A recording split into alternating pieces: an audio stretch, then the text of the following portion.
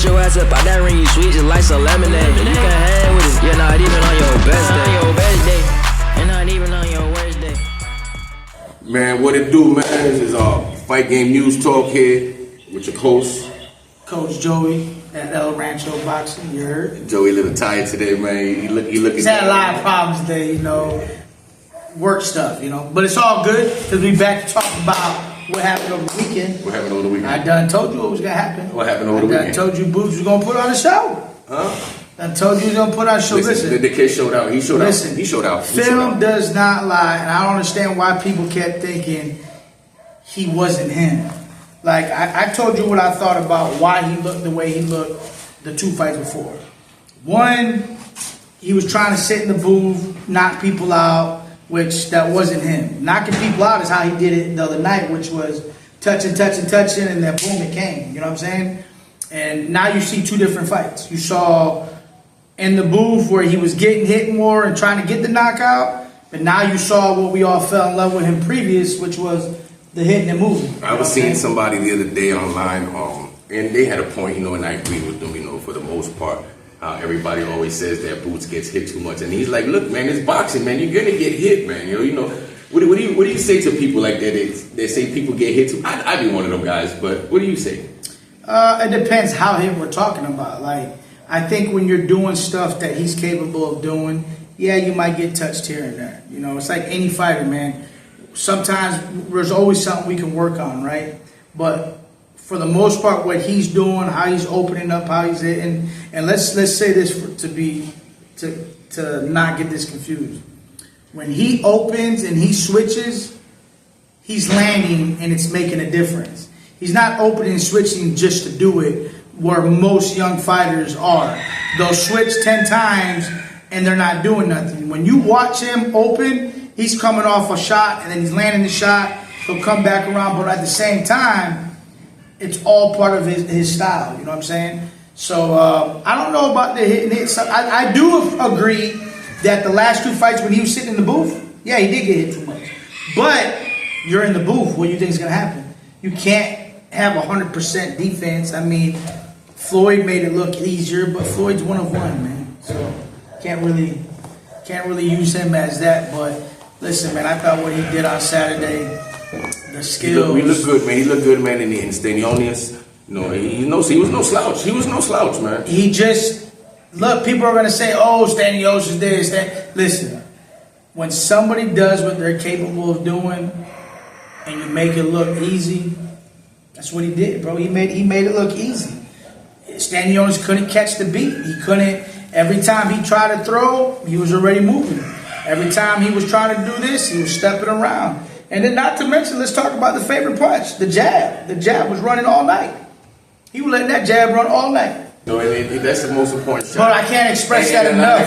But a lot of guys don't grasp that situation. The guys in the gym, the young kids in the gym, bro, they don't understand. They think they're creating a new wheel. They think they're creating a new, I'm going to do it this way. I think everybody's trying to find something they're good at. But listen, I see a lot of guys, they rather try to show off in the ring more than just getting the job done, man. Well, because I think what happens, man, I think the internet's got I think that the internet world of IG, Facebook, Twitter, damn, whatever damn the other shit's called. I think what's happening is everybody's trying to make money, so everybody's trying to do something that's going to get views, right? And what happens is you go in that ring and you forget about what you're supposed to do. You know what I'm saying? But you can't compare what Boots did to what somebody else do, because what he was doing was methodical. Like, there was a sauce to it. You know what I'm saying? Like, kind of like how Lomachenko would go to his ankles. You know what I'm saying? It was hit him, slide around, bing, bing. Today we see a lot of kids that are doing it, but you switch 5 times, but you didn't even throw a punch. Or you switching right in the pocket. Or you switching in the pocket. But when you watch him, he's doing stuff off of a jab. He would step to the side, flick. Right when something comes, he would slip back, open. Now all of a sudden he's southpaw, giving it to him, and then turn back, open again, land. You know what I'm saying? He was doing it, but it was all productive. It's not like he was doing it and nothing was coming about it. You know what I'm saying? So I think what he did was, I don't see anybody messing with him at 147. Not like that. No. Nah. But he's got. But can he do that every time out though? Why can't he? I'm asking because we ain't seen it every time out. No, we have seen it every time, except those 2 fights where he was trying to be somebody he wasn't, which was, let me sit in the booth. Here I go again. It goes back to the point of talking about money. Let me go be the knockout artist. But wait a minute though, bro. You were putting people to sleep by boxing and doing the smooth shit. Now you're just sitting in the booth and you trying to just sit down and go to war. And it goes back to the old saying, man, like a head coach told me one time. And he told the fighter that was sitting next to me, you have to understand how this game works. You got fans, you got people that'll be on your side, but as soon as you lose, who's all gone, right? So now, how can you fight for the fans when the fans are the first one to leave, right? So what he said was, listen, understand what I'm about to tell you. If Chino can't move, why is Joey going to sit in the booth with Chino? Makes the job easier, right? But now if Chino can't move, why am I in the booth? I need to be on the outside moving, right? That's the problem with what it brings me back to the Aguilar Rios too. You know, the Aguilar started moving and absolutely. Like little things of an adjustment changes everything. So if you and that also brings me back to the conversation we had about Roach. Roach took advantage of Tank wanting to go to war, and guess what? Roach was like, nah, you're not going to get, I'm here for that, right? And Roach took full advantage of that and was beautiful at doing it, right? But now you look back at the fight, and you're going to say the same thing I just said. If you can move, why are you sitting in that booth? Right? Tank's power became his demise that night. Why? Because that's all he wanted to throw. Instead of doing what? Setting up like how he got the power. When you watch the fight with Martin, what was he doing? He set that shit up. He landed 1, 2, 3, stepped around, bing, and then bing, bing, right? Here, everybody saw what he was trying to throw. If we can see it on the outside, you don't think Roach was feeling that? No. So it's the same thing going back to... Every time he was going back to the corner, his dad was telling him... So the same thing going back to Boots. Yes, Boots can keep doing that because Boots was doing that all the way up to those 2 fights where everybody criticized him that he was getting hit too much. You know what I'm saying? So then what happened was everybody started doubting the skills. You think he can go all the way to 160? Yes. Yeah. His body looks strong. He looks good. I definitely think he can. Yeah. Look, I'm gonna be honest. That person or what we saw was in his bag. Like he was feeling it. He was like Stephen Fulton against when he fought what's his name? What the hell is it? Nah, it was more than that, man. He was saucing, bro. Looked like a Lomachenko / like the way he was stepping around, the way he was here, the way he was setting it, turning to the angles, the way he got on the legs and was bouncing and was catching. Like the game plan of what he was doing. What did I tell her the day that I tell fighters try to paint a canvas, right? He was painting that canvas lovely that night, right? Now, was I surprised that he stopped him at 6? What I tell you, I said, I won't be surprised if he stopped him, right? Castagnoli, it was getting worse as we were going. Oh, no, his corner did the right thing. No, I think his corner did the right thing. Now, going back to what we talked about. We talked about that yesterday. Do the corner make a good stop? Absolutely, man. Why? He was not touching him. And the shots he touched him with was nothing to be like, oh, my goodness. He was getting beat to everything. And it was only getting worse. You know what I'm saying? If it went a couple more rounds, he was gonna get knocked out anyway, right? I think sometimes you gotta save them from themselves. Listen, you have to, man. And we just talked about this the last show. You know, you got to protect your fighters. And I think a lot of people forget that protecting your fighters doesn't mean we're bitches or our fighters are bitch or he's not a warrior. Because let's be clear, anybody that steps in here in this square circle, you better understand and respect them as a fighter because not everybody can get in and do this. And that goes to even the guys that are just guys that come in to fight. It takes a lot of balls to come in here and do that. Like, what about the show out there in Puerto Rico with Gallo and you gotta give them guys respect too. Listen, man. You gotta give anybody that comes in here. That first spit in the face, man. I just thought that was. That was disrespectful. I thought that was. We don't. Here's the thing. I don't here for the fuckery. I'm here for all the fuckery. That's the bad part about it. I don't play that way. I don't play that way. You ain't marketing a fight by spitting in my face. Well, I don't play that way. That's not how you do business. So he popped too. But you think I would have thought him doing that, he was gonna come and he was ready to fight. He looked horrible, right? And you got to give it to the other guy. I mean, Gallo was not playing. Gallo wasn't playing. He was and he ain't too bad either. He let some good shots go. He threw some good shots. Now that stuff with him and Berlanga going back and forth. I mean, I don't even. Shit's crazy. Shit. What is clout chasing shit? You know what I'm saying? And Berlanga entertaining it. No. Berlanga was laughing. Here's the thing: is Berlanga entertaining or is Gallo entertaining it? Because Gallo is more popular than Berlanga in Puerto Rico. Well, Gallo can entertain it because Gallo's the one that's his name, entertainer. Right? Is that what it is? Yeah, Gallo entertainer. So then for him it's okay because that's what he does, right? The same thing with Jake Paul. It's okay for him to do the stuff he does because nobody takes him serious as that world-class fighter, right? Is he getting better? Absolutely. Has he shown that? Absolutely. But I think he's so caught into the world of entertainment. Him and Jake Paul should go at it. Yeah, I mean, Jake's better than a lot of CD fighters for sure. Yeah, for most. But the thing is, it's hard for the boxing world to respect when you're not fighting a real fighter. You know what I'm saying? Like, think about it. Now you talk about before you talk about fighting Tank, then you're talking about fighting Anthony Joshua, and it's just like. I seen somewhere him and Chavez Jr. was about to fight. That's his fight. I mean, that'll be cool. Chavez Jr. is a legit opponent. He is, but he's always been an out of weight. What is former champ though? But you don't got to make weight because they're gonna be fighting at a high ass weight. Yeah, but for me, how long? Think about it. He looked trash his last fight, and he fought an MMA fighter. Well, he fought on Jake's card. Right. Tampa. He looked trash. He has not been. He's just going off the name. But still, it's a good name to have. Listen, if Mike Tyson is a terrible name to have on your resume at this point of the juncture, Chavez ain't that bad. He's a former champ. They're about the same with him. Chavez ain't even 35 yet. Chavez is still young, rather young in the boxing. Yeah, but in the boxing game, he's disrespected a lot. Who, Chavez Jr.? Yeah, he's disrespected. What I'm saying, it's just a real fighter. Yeah, and let's say this. I'm not mad if that fight happens because I think it's a little entertainment fight. You know what I'm saying? But my thing is like the Tank talk and then Anthony Joshua talk is just like, that's why I can't take him serious is because you're doing things that, what bothers me is people dying there. You gonna go in there with a real 235 heavyweight that's been a heavyweight and dominated for years, still fighting at his prime. But here's the thing, right? He thinks, but we got to give.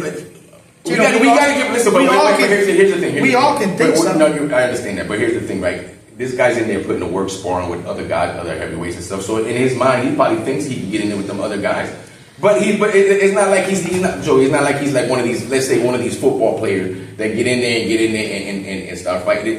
You can't. It's not the same thing. Jake might be past the novice stage when it comes to a professional fighter. Mm-hmm. You know what I'm saying? So you can't really sit there and say, "Oh, it's entertainment this, entertainment that," and people get hurt. Yes, I understand that. But at the same time, the guy's actually putting in the work and he's actually sparring with real fighters. So then go up the ladder like real fighters do. Yeah, I understand that. But listen, money's gonna talk and is always gonna talk. But that's what I'm trying to say. I understand what you're saying. That's what I'm trying to say is that's okay. But what I'm saying is that's okay. What he's doing in the entertainment world, that's cool because it is entertainment. You're not fighting top level prospects that are coming up that are the same age that are really doing their thing like that, right? If you go up that gauntlet and you fight that way, then yeah, you can earn that respect of saying I'm this. But we don't even know what weight class is yet. Why? Because everything's been at a catch weight. There has not been one solid weight class. So what do you fight at? Does he should run it back with Tommy Fury and get that W? I mean, you can say what you want. He can say what he want. He can say all the shit he want. I'm making more money. I'm making more this. But at the end of the day, you lost to a guy that was your age to similar skill set. Period. Yeah, but I think Jake beats him now. Anyways, I ain't even disagree with you. I think he would. Okay. Listen, I'm not saying Jake ain't putting in the work. Jake is definitely putting in the work, but Jake doesn't want to follow the road of a real fighter. He wants to go do the entertainment fights, which is cool, but you're not going to get the same respect from the same fighters. We're going to give you respect what we are giving you. Hey, you're putting in the work. You're doing your thing. You've definitely gotten better. But we can't take it to the boxing world and be serious. Because why? You're 230 pounds trying to fight a 135. So let's just say theoretically that was supposed to happen, him and Tank. What were they gonna do? Right. Fucking headgear? Listen, we sitting there talking about MVP, man. I seen Alicia Baumgartner Her. signed with, My well, baby. she didn't sign, but I seen her and Derek James. Listen, I think that's awesome. I think he's a hell of a coach. But again, I seen it online, so it could be anything. It could have just been. But I don't know. Somebody was saying that that's a community trainer, so I don't really Look, know. man, I think but that's a good move. I do hope though she finds somebody and she can cement a relationship and build, because what happens is when you keep switching, you're not finding somebody that creates that one-on-one, that relationship where I'm gonna trust you back there. You know what I'm saying? Because building trust in that corner is everything. A lot of people don't realize that shit. You just think you can throw anybody in that corner and you're gonna do well. No, you're not. Canelo is with the same person his whole career. Floyd is with the same two people his whole career. A lot of these guys you see, yeah, some guys changed later. They changed. Andre Ward, same guy, but now people are gonna say, oh, but look at certain fighters that won, they changed. But yeah, they changed after they already won a world title. Most of them have, you know what I mean? So they're at a pedigree where they already got there. They're just looking for another teacher. Manny changed rather late. Relate though, because Freddie Roach told him he didn't want to see him fight no more. I'm saying even before, was Manny with Freddie from the beginning? Yeah. No, Manny got with Freddie. Yeah, he was with somebody else, but he was with Freddie when his career really took off. He was with Freddie when his rear. After your accusations? No. Freddie was a part of that shit too. Freddie, hey, watch what you're saying. You're going to get sued. Call that shit what you. You slandering him. Call that shit what you want to call. All I know is this: he ain't had no knockout since he stopped. Since he been drug test. Boy, your boy Kirkland, man, he called him back with that. Whoa. So I do think her going there. I think that'd be awesome. I think Derek James is a very good coach. Yeah. Listen, I think he's a good coach. It's a shame to see. But again, it's a shame to see him and Spence not be. But the thing here's the thing, right? He could be a good coach, but he could be the best coach in the world. But if he ain't got chemistry with somebody, it's a problem. It's still a problem. So. And that's what happens. Sometimes you gotta go work. That's right. Listen, that's like didn't Ryan go back to Reynoso? Then he said, "Oh no, I'm not leaving." Well, I think he's working with Derek James this time, right now, because Reynoso and them, or Canelo's leaving for Dubai, so it wasn't going to work on their schedule. So, but there was no hatred, nothing. It wasn't working on schedule wise. But I do think he does want to go back after that fight. I think he's going back to Derek James right now is a safe route. You know what I mean? I think he did say he loves Derek James. He loves how he coaches. He thinks he's an amazing coach. And I think if you have that relationship, you can go back and forth, cool. But I do think you got to cement a really good relationship with somebody. What you think of Ray Ford the other day, man? Man, I think he looked good, man. I think he looked really good. Watching him come up from 126 to now, he went out there and, he showed a very good skill set. You can see him come up that ladder and look really good. Is he ready for top 130s yet? I'm going to say he's there. You think he beats Foster or Shaky? That'd be a good fight. Yeah. Because Ray's very explosive. You know, look how he jumped and he was able to hit that 1, 2, 3. You know what I'm saying? Yeah, Matisse is a tough, he's a tough, durable guy. He wasn't going down, man. Because he was getting cracked, yo. Yeah, he was, but he was getting cracked. He was eating them things. He's gonna eat himself up the next day, bro, because he didn't leave it out there.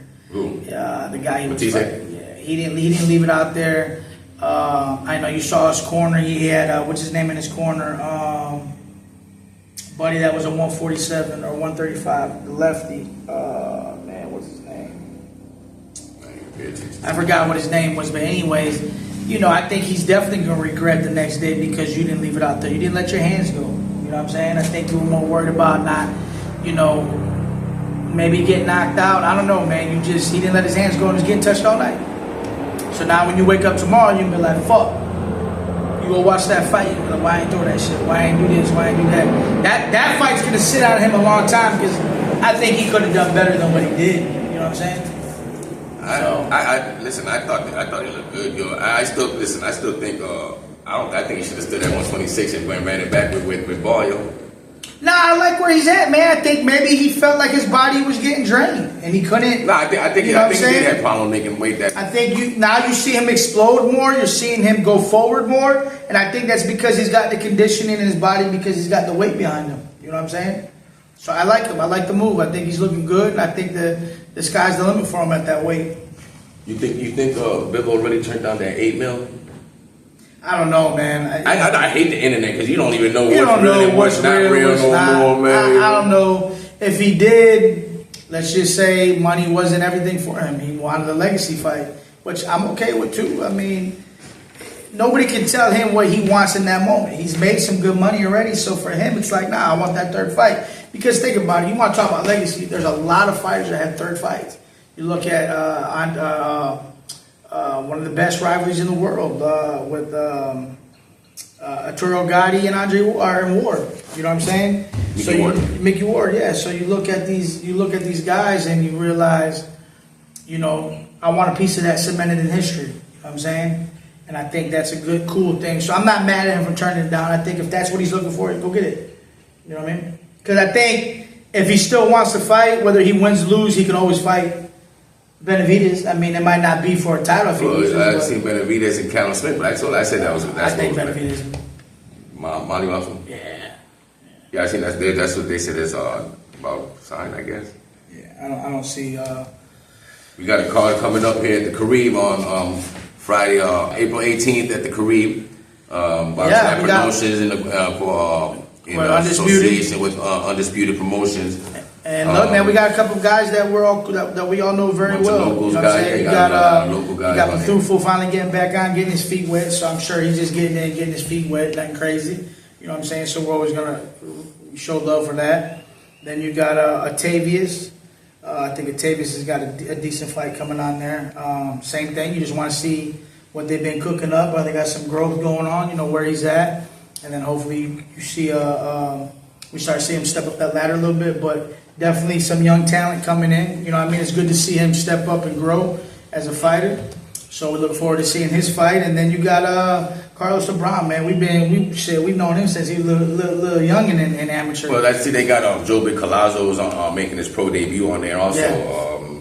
I want to say I really want to see how he's going to perform under them lights. You know, his first pro fight. So it's like anything. My boy Rafi was going to work in the corner with him that night.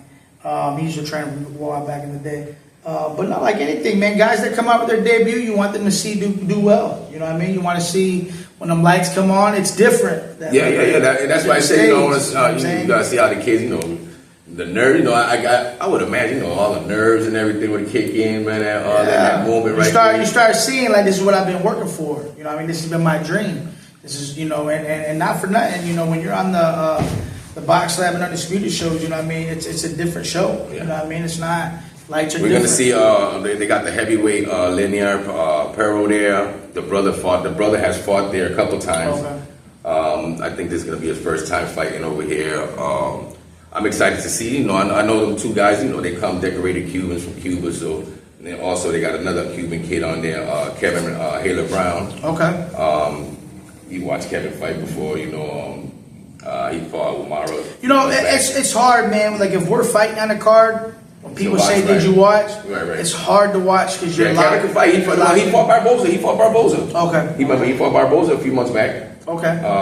You know, he can fight. You know, he's a good little talent, man. You know, the fight I'm excited for, man. The one I'm excited for is Henry Sedano and Beto Umara. That's gonna be a banger. Yeah. Listen, right? Umara, I like out of all the Cuban fighters. Where they at? Down south? Yeah, Umara's out of he's with Moro and them. But I look at out of all them. Moro's got some dogs out there. Yeah. Out of all them kids, right? I think Umara, you know, I don't know. There's a lot of them Cuban kids that are nice too, man. They don't even fight, man, because they got the other kid. What the hell's his name? What the hell's his name? With the Punisher? I can't think of his damn name, man. The Punisher. Another Cuban kid, man. I'll be like, man, yo, where the hell these kids is at, man, yo? But I like Umara. I like Sedano too, though. I think, man, Joey's gonna be the fighter, man. Them dudes, that's gonna be a good fight. No, I'm definitely tuning in because I definitely want to see Octavius. Definitely want to see LeBron. You know, definitely want to see obviously Pitufo. It's always good seeing him in there. So, you know, you guys you work with, you always want to support. You know what I mean? These guys gotta start fighting now. They need to expand their horizons. All these guys, you know, I don't know, man. I just be talking because I'm not training them and I'm not their coach. So I don't have their money. I don't have no money in it. So that's why I talk crazy as I think like any other fan. I think like any fighter, I think you know, there's a time where you want to see them take that 50-50 to see what they're made of. But I think the guys that are in charge of the guys that are in charge of their fighters, I think they're moving the right way. I think little by little they're climbing, and don't be for a second think they don't want to see what type of dog they got either. You know what I mean? You just got to know the right time to pull that. You know what I mean? Who's the right person that's going to be able to get my fighter to see that type of dog? You know what I'm saying? So I think all of them are working. I mean, besides Patufo, he's already been fighting on the big stage millions of times. So I mean, we always know, you know, what we're looking for with him. But I definitely think Octavius and LeBron are definitely gonna get their moment. You know what I mean? Maybe it'll be this year where you can see, you know, them take a good fight, and then you can start to see what they're about. You know what I'm saying? So I look forward to it though, for sure. I just like to see. I just like to see competitive fights. I don't know. Sometimes, my thing is sometimes, you know, okay, cool. You fight 2-3 times a year, at least one of them. Make one of them competitive. At least one of them, you know, if you fight 3 times, I think one of them got to be competitive. I think, where's Octavius at? How many fights he's got? Like 10. But listen, my thing is, I'm not even talking. I'm talking about. Listen, I don't give a fuck. I'm talking about in general. Every fucking fighter, man. I think in that realm, when they hit that range right there, I think that's when it's time to say, okay, let's see that dog we have. You know what I'm saying? Because I think Alex, we took it around that time, 8 fights, I think it was, and we wanted to see where he was at, and I think they will too. I think LeBron's a little less. I think LeBron only has what 4 fights. Yeah, so with him, he's still learning. You know what I mean? He's still working. He's still learning. See what he got. Obviously, the Cuban fighters that are coming down south, they're all fighting good fights. You know what I mean? They're coming up. You know what I'm saying? So I think they're getting pushed the way they got to get pushed. Eventually, we all know they'll take that step up fight, and then we'll see it. But remember, like I told you the other day, every fight can't be a 50-50. You know what I'm saying? Every fight can't. You know what I mean? If you want to destroy somebody's career, it can.